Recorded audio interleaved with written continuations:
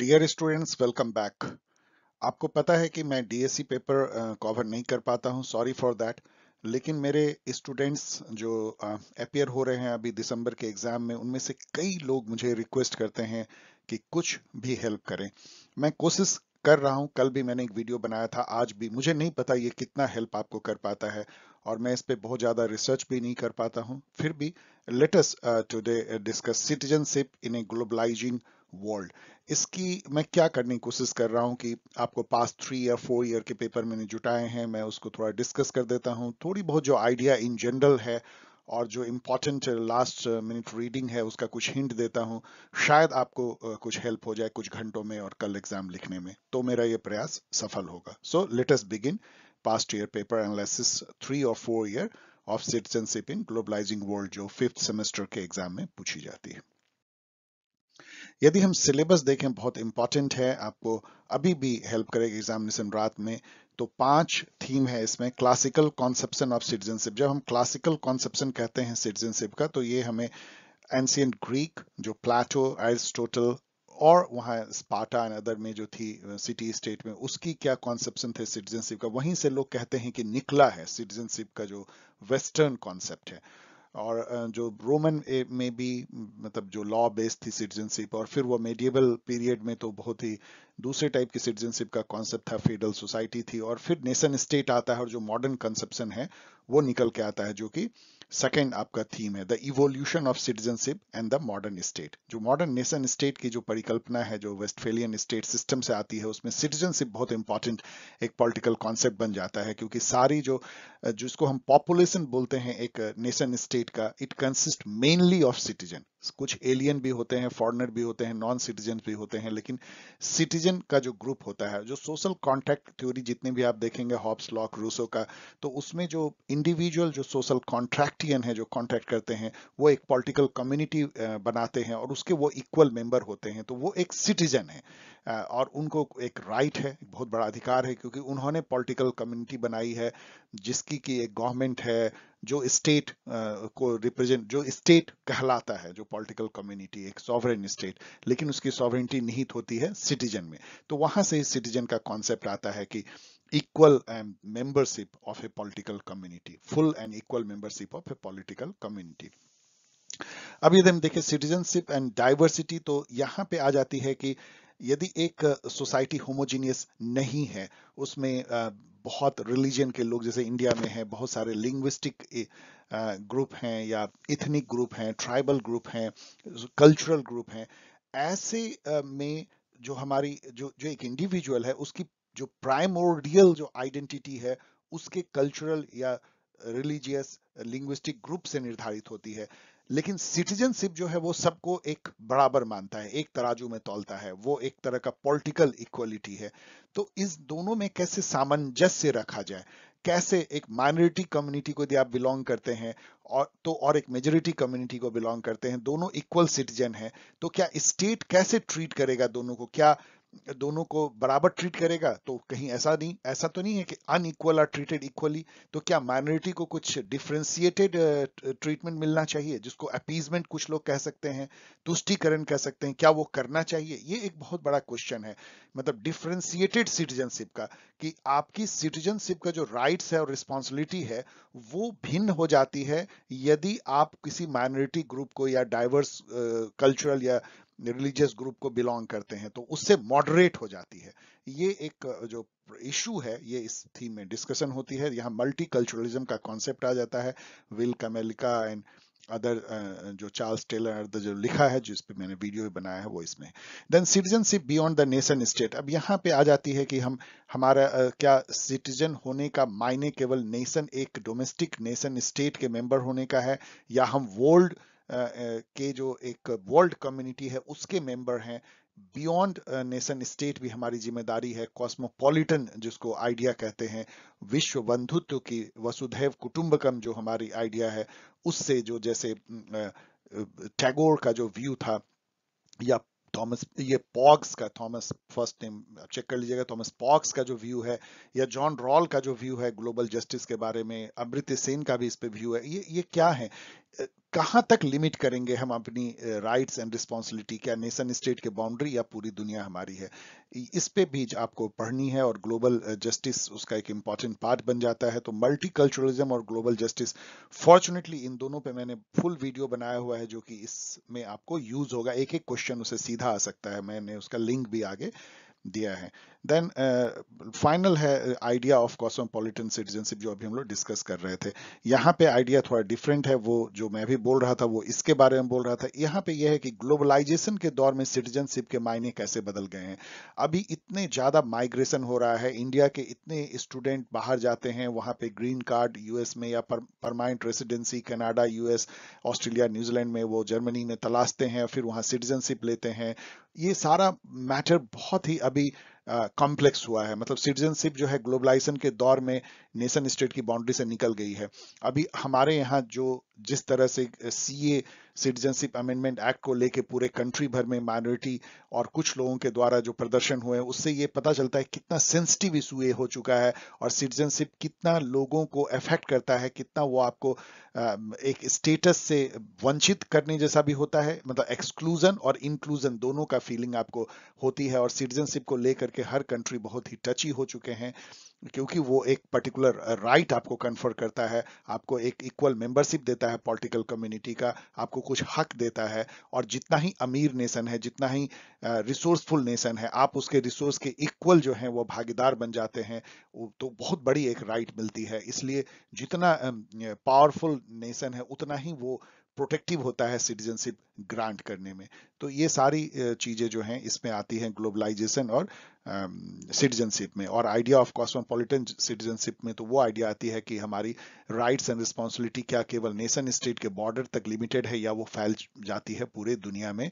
और हम जो है हक भी मांग सकते हैं पूरे दुनिया के रिसोर्सेज पे एज ए ग्लोबल सिटीजन, और हमारी रिस्पॉन्सिबिलिटी भी है कि कहीं कुछ भी हो रहा है तो वहां पे हम कंट्रीब्यूट करें। तो ये सिलेबस बहुत ही छोटा है, बहुत ज्यादा नहीं है।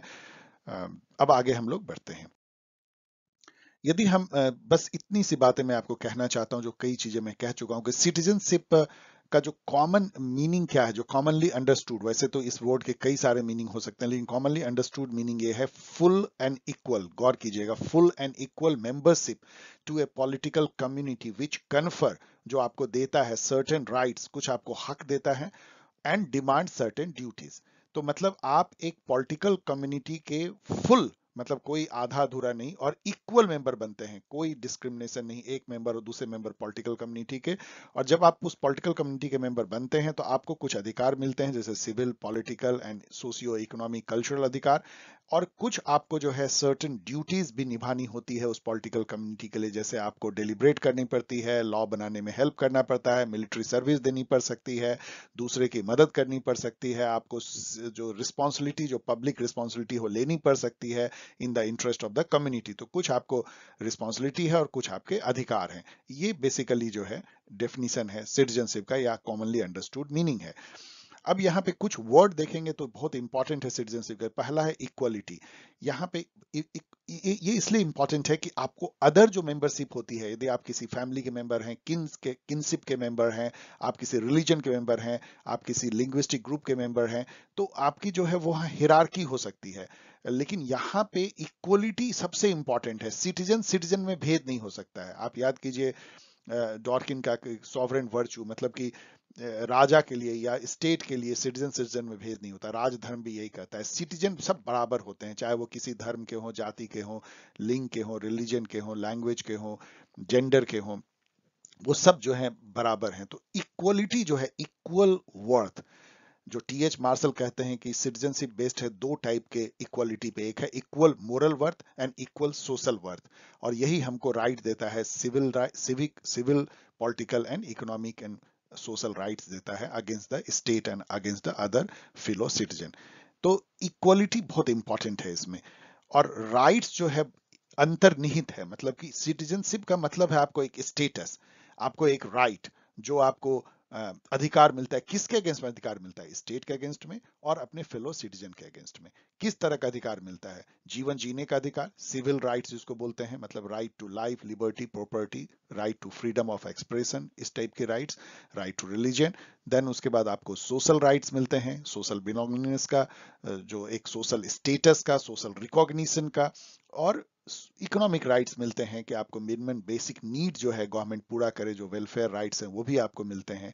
एंड पॉलिटिकल राइट मिलते हैं, right to vote, right to be elected for political offices, जो पॉलिटिकल ऑफिसेज जो हैं उसमें आपका इक्वल हिस्सा होता है, आप कुछ भी बन सकते हैं एक सेटअप में, मतलब डेमोक्रेटिक सेटअप में। एंड ड्यूटीज भी जो है इंपॉर्टेंट है।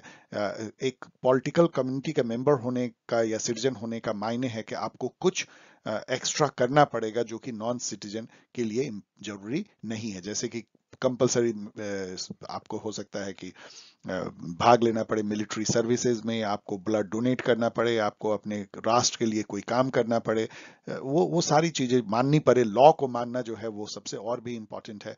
वो आपको और जो जैसे कि हम हमारे हैं 11 नेशनल ड्यूटीज हैं, उस टाइप भी कुछ करना पड़े आपको, वो भी अंतर्निहित है सिटीजनशिप में। Then citizenship determine how one relates to the fellow community member and to the state. यही इंपॉर्टेंट है। आपको सिटीजनशिप एक तरह से आपको ये बताता है कि आपका नाता क्या होगा फेलो सिटीजन के साथ या फेलो कम्युनिटी मेंबर के साथ और स्टेट के साथ में। वो आपको स्टेट से बचाता भी है क्योंकि आपको वो कुछ राइट्स देता है, और स्टेट से कुछ हक भी आप ले सकते हैं, जैसे वेलफेयर राइट्स भी आपको देता है। लेकिन वहीं पे स्टेट को कुछ आप अधिकार भी आपको देना पड़ता है कि स्टेट यदि आपको सब्सिडी दे रहा है, वेलफेयर राइट्स, वेलफेयर की स्कीम दे रहा है, तो आपका वो आधार कार्ड जान सकता है, आपका थोड़ी बहुत जो है आपके प्राइवेसी में उसकी दखल भी हो सकती है, आपका वो डेटा रख सकता है और आपको वो थोड़ी बहुत गाइड भी कर सकता है। यहाँ पे वो थोड़ा अंतर्द्वंद भी है आपके लिबर्टी और आपके हक में, वेलफेयर राइट्स में। तो वेलफेयर राइट जब भी होती है तो थोड़ी लिबर्टी आपकी हनन होती है। सिटीजनशिप को आप एज ए वर्च्यू समझ सकते हैं, जिसको कि सिविक वर्च्यू बोलते हैं। ये वो वर्च्यू है जो कि आपको अलग है रिलीजियस वर्च्यू से या कल्चरल वर्च्यू से। ये आपके पॉलिटिकल कम्युनिटी के फुल मेंबर होने का जो वर्च्यू है वो आपको है। मतलब सिटीजन के रूप में जो आप ड्यूटी निभाते हैं, पॉलिटिकल ड्यूटी निभाते हैं एक कम्युनिटी को मैनेज करने का, मतलब रूल करने का, और टू बी रूल्ड, ये जो एरिस्टोटल कहते हैं वो वर्च्यू है। आपको एक वर्चुअस इंडिविजुअल बनाता है वो। जैसे एरिस्टोटल कहते हैं कि एक वर्चुअस मैन ही वर्चुअस सिटीजन हो सकता है, एक गुड पर्सन ही गुड सिटीजन हो सकता है। गुड सिटीजन होना आसान नहीं है, पहले आपको गुड ह्यूमन बीइंग होना पड़ेगा।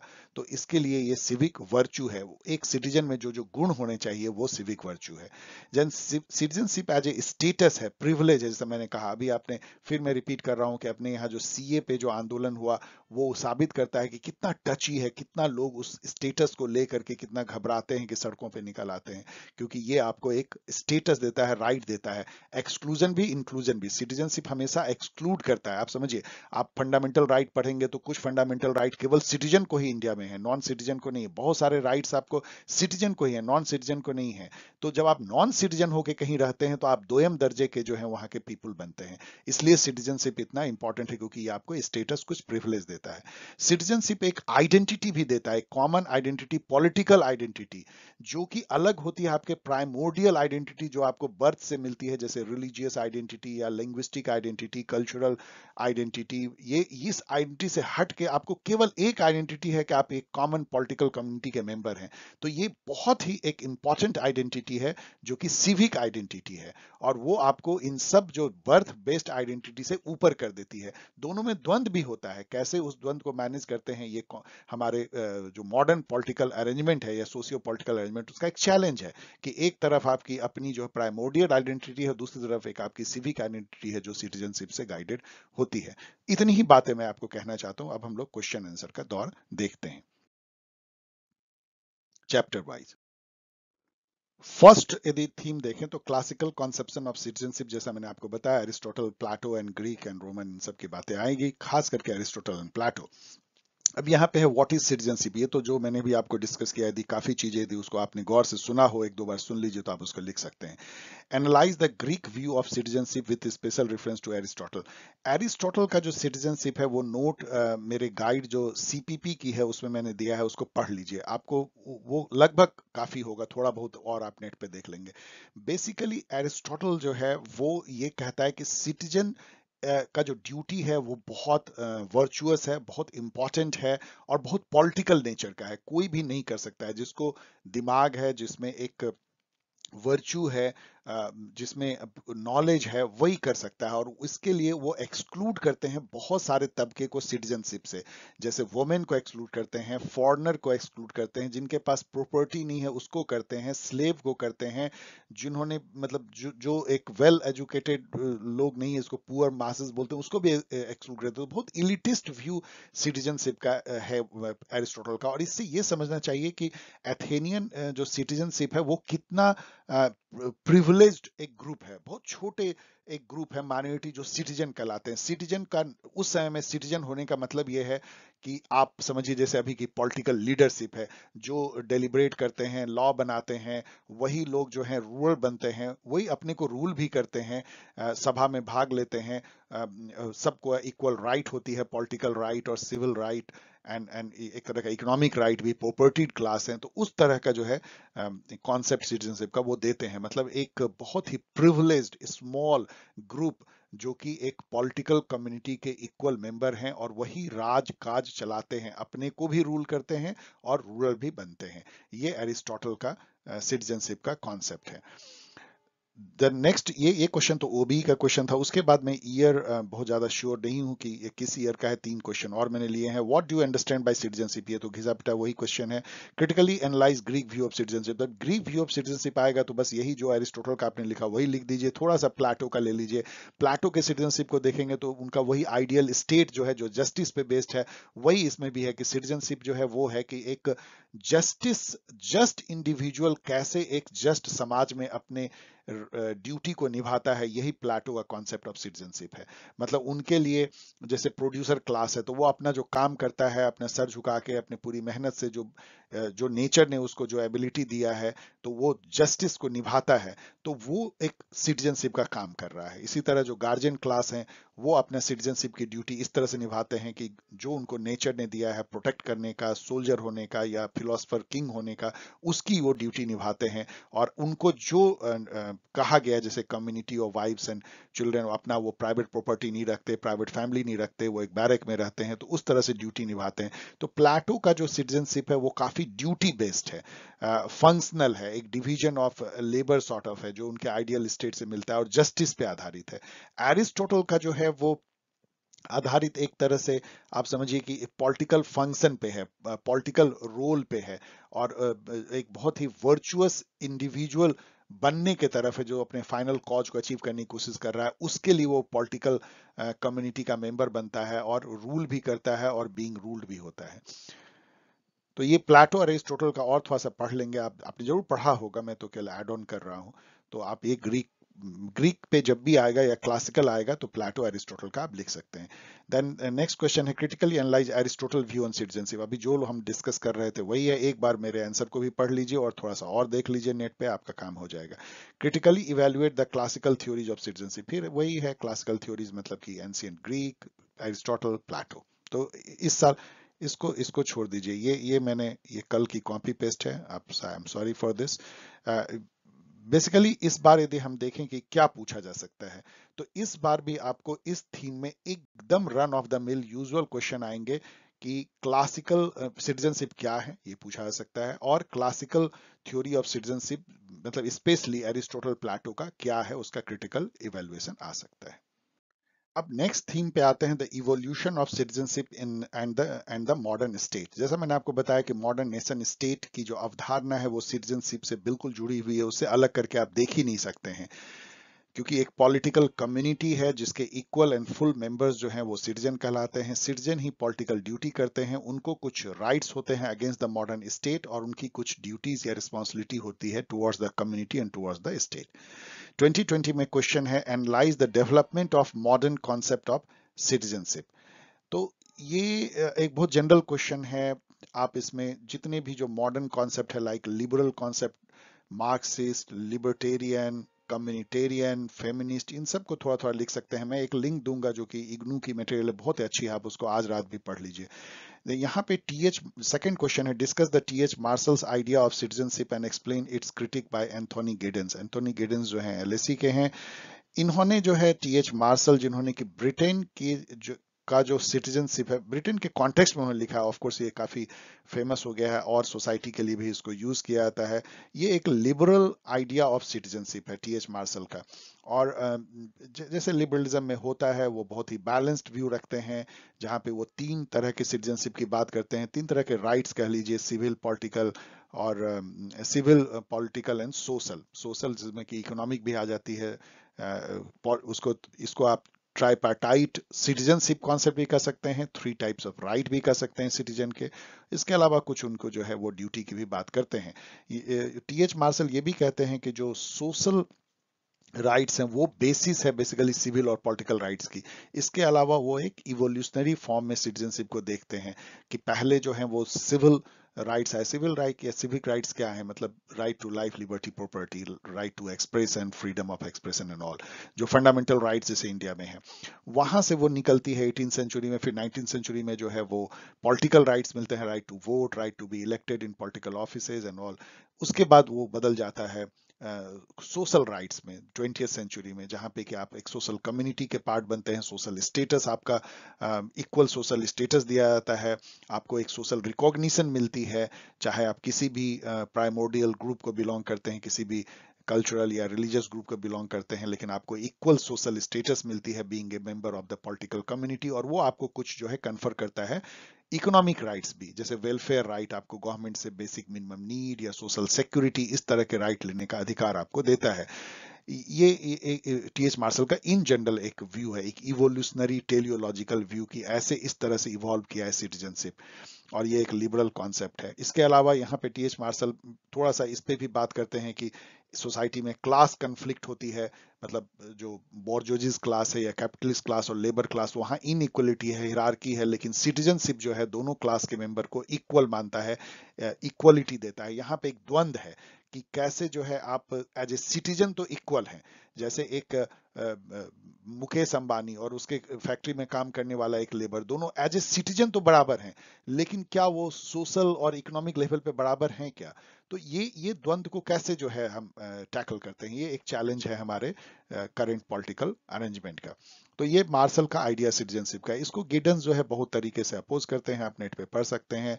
ये एक जो इनका टेलियोलॉजिकल व्यू है उसको अपोज करते हैं, इवोल्यूशनरी जो व्यू है कि पहले सिविल फिर पॉलिटिकल और फिर सोशल राइट्स मिले, उसको वो अपोज करते हैं। इसके अलावा जो उनका मेथोडोलॉजी है कि तीन पार्ट में सिटीजनशिप को बांट करके देखना, उस मेथोडोलॉजिकल मेथड पे भी वो क्वेश्चन करते हैं गिडेंस। और इसकी टीएच मार्शल की कई क्रिटिक हैं, जैसे कि फेमिनिस्ट क्रिटिक करते हैं कि ये मेल के लिए केवल सोचने वाला है, पब्लिक वर्सेस प्राइवेट है, फीमेल को तो वो सोचता ही नहीं है। इवन आपको पता है कि फीमेल को पहले वोटिंग राइट्स भी नहीं थी, एरिस्टोटल के टाइम से फीमेल को सिटीजनशिप से बाहर रखा गया है। तो फेमिनिस्ट भी इसकी क्रिटिक काफी करते हैं मार्शल के आइडिया का। मार्क्सिस्ट तो करेंगे ही, क्योंकि मार्क्सिज्म में क्लास इंपॉर्टेंट है, तो उनका कहना है कि ये तो फैकेड है, ये शैम है कि इक्वलिटी बेस्ड ऑन सिटीजनशिप, क्योंकि जो स्टेट है वो तो कैपिटलिस्ट क्लास के इंटरेस्ट के लिए काम करता है, तो वो क्यों इक्वलिटी मेंटेन करेगा बिटवीन सिटीजन एंड सिटीजन, वो तो कहने की बातें हैं। तो इस तरह से आप इसकी डिफरेंट जो क्रिटिक हैं टीएच मार्शल के आइडिया ऑफ सिटीजनशिप वो जरूर जानिए, क्योंकि जैसे इसको आपको पूछा गया, एंथोनी गिडेंस आगे पूछा सकता है कि मार्क्सिस्ट क्रिटिक क्या है मार्शल के आइडिया के। द नेक्स्ट क्वेश्चन है, examine the Marxist concept of citizenship. जैसा भी मैं आपको बता रहा था कि मार्क्सिस्ट कॉन्सेप्ट क्या होगा, क्लास बेस्ड होगा, क्लास स्ट्रगल होगा। वो स्टेट को तो मानेंगे ही नहीं, स्टेट को तो वो मानेंगे कि एक क्लास के इंटरेस्ट को फर्दर करता है, तो वो क्लासलेस स्टेटलेस सोसाइटी की बात करेंगे। तो वहां in general western notion of citizenship ही खत्म हो जाएगी, कोई सिटीजनशिप का ऐसे मायने ही नहीं है। एक अलग तरह की कॉन्सेप्ट मार्क्सिस्ट में आती है, पढ़ लीजिएगा वो इग्नू वाले पेपर जो मैं आपको दे रहा हूँ, उसमें बहुत संक्षिप्त में दिया हुआ है। Discuss the significance of citizenship in modern nation state. जैसा मैंने आपको बताया कि बिना सिटीजनशिप के आइडिया के मॉडर्न नेशन स्टेट की आप कल्पना भी नहीं कर सकते, क्योंकि सिटीजन को ही अधिकार मिलता है वो जो पॉलिटिकल अधिकार, जिससे कि एक डेमोक्रेटिक व्यवस्था बनती है, वही वोट देते हैं, वही पॉलिटिकल ऑफिस के लिए लड़ते हैं, सिटीजन ही रूल करते हैं, सिटीजन ही रूलर बनते हैं। तो सिटीजन के ही अधिकारों को प्रोटेक्ट करने के लिए स्टेट जनरली काम करती है, उसके वेलफेयर के लिए ही काम करती है। तो इसीलिए सिटीजनशिप जो है क्रक्स है, जिसको हम बोलते हैं कि एक पॉपुलेशन होना चाहिए स्टेट का, तो नॉर्मल पॉपुलेशन नहीं है, बेसिकली वो सिटीजनशिप है। बाकी जो पॉपुलेशन है वो दोयम दर्जे के लोग हैं, मतलब वो फुल एन इक्वल स्टेटस के मेंबर नहीं है पॉलिटिकल कम्युनिटी के, चाहे वो फॉरेनर हो चाहे नॉन सिटीजन हो। Discuss the liberal theory of citizenship with special reference to T H Marshall theory of citizenship. अभी जो हम लोग डिस्कस कर रहे थे वही है, ये तो रिपीटेड क्वेश्चन है। तो यहाँ पे आपको देख के क्या लगता है, कल जो आपके यदि एग्जाम आप देने जा रहे हैं तो आपको अगेन टीएच मार्शल का सिटीजनशिप पूछा जा सकता है, बहुत ज्यादा हो सकता है। इसके अलावा जनरल क्वेश्चन जैसे ये है कि मॉडर्न कॉन्सेप्ट ऑफ सिटीजनशिप पूछा सकता है, जैसे यहाँ भी पूछा गया है। और इसमें जो डिफरेंट जो स्कूल ऑफ थॉट हैं, like liberal school of thought जो टीएच मार्शल बताते हैं, मार्क्सिस्ट स्कूल, फेमिनिस्ट, लिबर्टेरियन जो नॉजिक बताते हैं, या कॉस्मोपॉलिटन, ये सारे पढ़ लीजिए। और इसको ही पूछा सकता है कि different schools of thought citizenship पे मॉडर्न टाइम में क्या क्या है। थर्ड, यदि आए सिटीजनशिप एंड डाइवर्सिटी, तो जैसा मैंने बताया कि एक बहुत बड़ी चैलेंज है, एक डाइवर्स सोसाइटी में सिटीजनशिप इक्वलिटी के तरफ जाती है और डाइवर्सिटी इनइक्वलिटी। तो कैसे इन दोनों में सामंजस्य होगा और मल्टीकल्चरल सोसाइटी कैसे सिटीजनशिप को देखती है, यही इसका थीम है।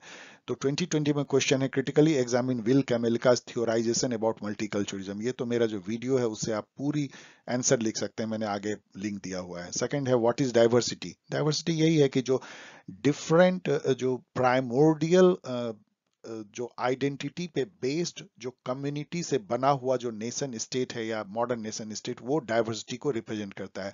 जैसे इंडिया, यहाँ पे बहुत सारे धर्म, जाति और लैंग्वेज और कल्चरल ट्राइबल एफिनिटी के लोग जो हैं वो एक साथ रहते हैं, तो ये डाइवर्सिटी है। अब उसमें discuss citizenship in the context of diversity, जो भी मैं बार बार बोल रहा हूँ कि सिटीजनशिप इक्वलिटी, डाइवर्सिटी जो है इनइक्वलिटी, दोनों में कैसे सामंजस्य हो, क्या डिफरेंशिएटेड सिटीजनशिप होगा, क्या मेजोरिटी और माइनॉरिटी के सिटीजनशिप राइट्स अलग अलग होंगे, क्या माइनॉरिटी को कुछ एकोमोडेशन या स्पेशल राइट्स दिए जाएंगे जिससे कि वो एलिनेटेड ना फील करे, ये सब जो है चैलेंज मल्टीकल्चरलिज्म का है। Discuss the impact of demand of diverse communities on the multicultural society. Again ये क्वेश्चन और ये क्वेश्चन सेम है, मतलब मल्टीकल्चरलिज्म के बारे में आपको लिखनी है। नेक्स्ट क्वेश्चन है, examine the challenges of diversity to the idea of citizenship. यही तो हम लोग डिस्कस कर रहे हैं, what is the contribution of Will Kymlicka in this regard.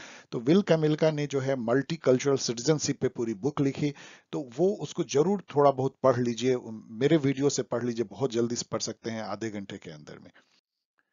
Next है citizenship beyond the nation state, globalisation and global justice. इसमें यदि 2020 ओबी का क्वेश्चन देखे तो, do you agree that globalisation has changed the conception of citizenship in a significant manner, give reason.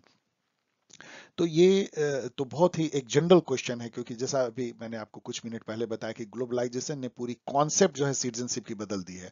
इतना ज्यादा migration हो रहा है, इतने लोग एक कंट्री से दूसरे कंट्री जा रहे हैं कि सिटीजनशिप जो है अब एज ए चॉइस हो गया है। आप कहाँ जन्म ले रहे हैं उससे आपका नहीं डिपेंड करता है। कई कंट्री तो जो है, जैसे इवन डेवलप्ड कंट्री कहती है कि इतने मिलियन आप डॉलर हमारे कंट्री में इन्वेस्ट कीजिए और सिटीजनशिप ले जाइए। तो सिटीजनशिप आप खरीद सकते हैं, सिटीजनशिप आप मेरिट के बेसिस पे डिमांड कर सकते हैं। अमेरिका में मेरिट के बेसिस पे आपको सिटीजनशिप दी जाती है यदि आप उस सोसाइटी के लिए वैल्यूएबल हैं। तो एक तरह का सिटीजनशिप अभी ग्लोबलाइजेशन में देखिएगा तो कंपटीशन हो रही है। मतलब अमेरिका जो महान बना है उसमें इस बात का भी बहुत ज्यादा रोल है कि वो पूरे दुनिया से सिटीजनशिप अट्रैक्ट करता है, वो बेस्ट ब्रेन को अपना सिटीजन बनाने के लिए प्रेरित करता है। इंडिया के बेस्ट ब्रेन जो है अमेरिका के सिटीजन बनना चाहते हैं। तो अभी क्या हो गई है, एक कंपटीशन है। जो स्टेट जितना उन्नत है, जितना वो हक देता है, जितना अच्छी लाइफ देता है, पूरी दुनिया के लोग जो है उसके सिटीजन बनने के लिए ललायत होते हैं, और वो उतना ही चॉइस उस स्टेट के पास होता है कि अच्छे से अच्छे व्यक्ति को वो सिटीजन बना दे। और जब सिटीजन बनेगा तो उसको फायदा होगी उस स्टेट को, क्योंकि वहीं पे वो काम करेगा, वो टैक्स पे करेगा, उसके लॉ मानेगा और उसके स्टेट के बढ़ावा के लिए वो काम करेगा। और उस इंडिविजुअल को फायदा ये होगा कि उसको लगेगा कि वो एक अच्छे सोसाइटी में, पॉलिटिकल कम्युनिटी में इक्वल हक के साथ वो अच्छी लाइफ जो है, गुड लाइफ जी रहा है। तो ये अभी ग्लोबलाइजेशन के जमाने में सिटीजनशिप का कॉन्सेप्ट जो है काफी चेंज हो गया है। What is globalisation, examine its impact on citizenship. ये एकदम एकदम जनरल क्वेश्चन जो आपको एकदम याद करके जाना चाहिए। यही क्वेश्चन यहाँ भी है कि ग्लोबलाइजेशन क्या है, आपको पता है ये फास्टर इंटरकनेक्टेडनेस है। मतलब हर एस्पेक्ट में, इकोनॉमिक, फाइनेंशियल, या आप कह लीजिए टेक्नोलॉजिकल या सामाजिक, कल्चरल, मतलब दुनिया जो है एक हो रही है। और इसमें इसका जो जो जो डायमेंशंस हैं, जैसे कि इकोनॉमिक डायमेंशन आपको पता है, फाइनेंशियल डायमेंशन है, कल्चरल डायमेंशन है, पॉलिटिकल डायमेंशन है कि नेशन स्टेट रिट्रीट हो रही है, टेक्नोलॉजिकल डायमेंशन है। तो ये सारे जो डायमेंशंस भी आपको जानने चाहिए। जैसे कि ये क्वेश्चन सीधा पूछ दिया, इसका कोई नाता सिटीजनशिप से नहीं है। आई डोंट नो ये क्वेश्चन क्यों पूछा गया है, लेकिन इस टाइप के क्वेश्चन के लिए आपको तैयार रहना चाहिए कि what do you understand by globalisation, discuss its various dimension. तो यहाँ तो मेरी जो वीडियो है ग्लोबलाइजेशन पे, जो सेमेस्टर 4 के लिए मैंने बनाई, आपने पढ़ा भी होगा और उसके डिफरेंट डायमेंशंस उसको पढ़ लीजिए तो आपको हेल्प होगी। वैसे भी उस वीडियो को आपको आज जरूर पढ़ना चाहिए। और जो इसका इम्पैक्ट सिटीजनशिप पे है जो मैंने कहा है, उसी को यदि एक एक पैराग्राफ में एक्सपेंड कर देंगे तब भी आपका क्वेश्चन बन जाएगा। फाइनली यदि देखें कि आइडिया ऑफ कॉस्मोपॉलिटन सिटीजनशिप, तो यहाँ भी मेरी जो वीडियो ग्लोबल जस्टिस पे है और कॉस्मोपॉलिटनिज्म पे, वो आपको काफी हेल्प करेगी। उसको अभी जल्दी से पढ़ लीजिए। 2020 में क्वेश्चन है, discuss the significance of global justice in the contemporary world order. तो ये तो क्वेश्चन एकदम ही वही है जो मैंने किया अपने वीडियो में, कि ग्लोबल जस्टिस क्या है, कि जो जस्टिस है क्या वो नेशन स्टेट के बाउंड्री से लिमिटेड है? आपको क्या वो इंडिया में जो एक सिटीजन है उसको जो जस्टिस मिलना चाहिए, जो हक मिलना चाहिए, क्या वो लिमिटेड है कि केवल इंडिया में मिलेगा? क्या उसको अमेरिका के रिसोर्सेज पे या अमेरिका की जो संसाधन है या जो भी उसकी फैसिलिटीज है, जो भी वहां पे उसको अपॉर्चुनिटी है, क्या उस पे उसका हक नहीं है? या जो अमेरिका कर रहा है उसका यदि इम्पैक्ट पड़ रहा है कोई अफ्रीका में रहने वाले पे, तो क्या उसको हक नहीं है कंपनसेशन मांगने का? ये सब सारी बातें ग्लोबल जस्टिस में आती है कि विदाउट ए ग्लोबल गवर्नमेंट कैसे जो है आप जस्टिस को नेशन स्टेट के बाउंड्री से बाहर निकाल के पूरी दुनिया में सोच सकते हैं, उस पैमाने पे सोच सकते हैं। कॉस्मोपॉलिटन सिटीजनशिप क्या है? मतलब कि हम जो है विश्व बंधुत्व, मतलब हम जो सिटीजन है वो पूरी दुनिया के सिटीजन है, ग्लोबल सिटीजन है। हम कोई अपने नेशन स्टेट के ही बंधे हुए सिटीजन नहीं। हमारी जो राइट्स हैं वो भी ग्लोबल हैं। पूरी दुनिया में जो कुछ भी है, जो संसाधन है, चाहे जो फैसिलिटीज हैं, चाहे क्लीन एयर से लेकर के और मटेरियल रिसोर्सेज का हो, अपॉर्चुनिटी का हो, जॉब का हो, या पॉलिटिकल ऑफिसेज का हो, उस पे हमारा हक है। और हमारी रिस्पॉन्सिबिलिटी है दूसरे दुनिया के भी हर रीजन, हर व्यक्ति के लिए, कि हम उसके लिए जो है सोचें, काम करें और कंट्रीब्यूट करें। तो ये कॉस्मोपॉलिटन सिटीजनशिप है। स्टिल एक थीन कंसेप्ट है, मतलब अभी ये बहुत ही एम्ब्रॉयनिक स्टेज में है, बहुत ही अभी अभी ये बहुत ब्लूजम नहीं हुआ है, फ्लरिश नहीं हुआ है ये आइडिया, क्योंकि अभी कोई वर्ल्ड गवर्नमेंट ही नहीं। अभी तो इवन डोमेस्टिक एरिना में भी सिटीजनशिप का आइडिया इतना कंटेंसस है, क्योंकि वो डाइवर्सिटी से जो है डिवाइड हो जाता है। माइनॉरिटी मेजोरिटी का क्वेश्चन आ जाता है। माइनॉरिटी सोचते हैं कि सिटीजन वो इक्वल सिटीजन नहीं है, वो दोयम दर्जे के सिटीजन है, मतलब सेकंड ग्रेड सिटीजन है। ये सब इशू इवन डोमेस्टिक लेवल में है। ग्लोबल लेवल में तो अभी जाने की बात ही बहुत दूर की बात है। तो इसलिए आप इससे एग्री कर सकते हैं और डिस्कस कर सकते हैं। Analyse the concept of cosmopolitan citizenship in the globalised world. ये थीम को देखिए, इज आर लगा के जो क्वेश्चन बनती है वो इसका एग्जाम्पल है। ये थीम है, इसमें इज आर लगा दिया, क्वेश्चन बन गया। इसलिए थीम को तैयारी कीजिए। लास्ट मिनट रीडिंग यदि मैं आपको सजेस्ट करूं, तो सिटीजनशिप पे ये लिंक मैंने दिया है, ये इग्नू की मटेरियल है, बहुत अच्छी है। आपको आधा घंटा लगेगा, जल्दी से पढ़ लीजिए, 2-3 बार पढ़ लीजिए, आपको कल काफी हेल्प होगा। मल्टीकल्चरलिज्म पे जो है मेरी यूट्यूब वीडियो देख लीजिए, 20 मिनट में आप अच्छे से इसको कर सकते हैं, एक क्वेश्चन कर सकते हैं। आप नेट पे जाइए, लिखिए जिस्ट और summary of Will Kymlicka's multicultural citizenship, थोड़ा सा पढ़ लीजिए, 2-3 पैराग्राफ पढ़ लीजिए। इसी तरह जिस्ट और summary of TH marshals book जो सिटीजनशिप एंड सोशल क्लास है, उसकी समरी पढ़ लीजिए नेट पे। एंड ग्लोबल जस्टिस पे जो मेरी वीडियो है उसको देख लीजिए। और यहाँ मैंने लिखा नहीं है, ये ग्लोबलाइजेशन जो है उस पे भी जो पॉल साइंस हेल्प की जो वीडियो है उसका लिंक मैंने दिया नहीं है, आप वो खोज सकते हैं, उसको भी देख लीजिए, उसके डिफरेंट डायमेंशंस को देख लीजिए और रिलेट कीजिए जो मैंने कहा है, कैसे वो सिटीजनशिप को अफेक्ट करता है, कैसे सिटीजनशिप एज ए चॉइस हो गई, कैसे सिटीजनशिप आप ग्लोबलाइज वर्ल्ड में एक इंडिविजुअल भी जो है वो चूज कर सकता है किस कंट्री का सिटीजन बने, उसको पूरी अपॉर्चुनिटी है। और एक स्टेट भी जो है चूज कर सकता है कि कैसे लोग को हम सिटीजन बनाए। तो स्टेट भी कंपीट करता है अच्छे लोगों को अपने यहाँ सिटीजन बनने के लिए, और इंडिविजुअल कंपीट करते हैं अपने फिलो इंडिविजुअल से कि हम अच्छे से अच्छे कंट्री का सिटीजन बनेंगे। ये चॉइस जो उनके पास में है, तो ये पूरा डायमेंशन जो है सिटीजनशिप का बदल गया है ग्लोबलाइज्ड वर्ल्ड में। Thanks student for watching and sorry यदि मैंने कोई बहुत ज़्यादा आपको हेल्प इस पे नहीं की हो। मैं फिर से बोलूंगा कि DSE पेपर को मैं नहीं कवर कर पा रहा हूँ, it is they are too many, और मैं उस पर उतना रिसर्च, मेरे पास उतना समय नहीं है कि मैं उसको देख के कर सकूं। लेकिन आप जरूर डाउनलोड कीजिए, जो कोर पेपर के मैंने एग्जाम गाइड बनाया है वो आपको बहुत हेल्प करेगा। यदि अभी तक आपको पता नहीं है तो आप कुछ मिस कर रहे हैं। ये साइट है, यहाँ से जा करके आप सीपीपी और IPT1 का गाइड अभी ले सकते हैं, और अदर सेमेस्टर के भी गाइड वहाँ पे अवेलेबल हैं। और आप वेबसाइट यहाँ है, इससे जुड़ सकते हैं, ईमेल लिख सकते हैं, मैं हर ईमेल का जवाब देता हूँ। ट्विटर पे आप मैसेज देते हैं तो मैं उसका जवाब दूंगा। टेलीग्राम चैनल तो जस्ट इन्फॉर्मेशन के लिए, क्योंकि वन वे है। इवन आप paulsenshelp.in जो वेबसाइट है उस पर भी मैसेज दे सकते हैं। So good luck for tomorrow's exam. यदि आपका कल है, यदि आपका बाद में एग्जाम है, तो आपके पास में बहुत सारा वक्त है। आप इसमें जो मैंने हिंट दिया है उससे आप पढ़ेंगे तो आप और अच्छे से तैयारी कर पाएंगे। सी यू नेक्स्ट वीडियो, बाय।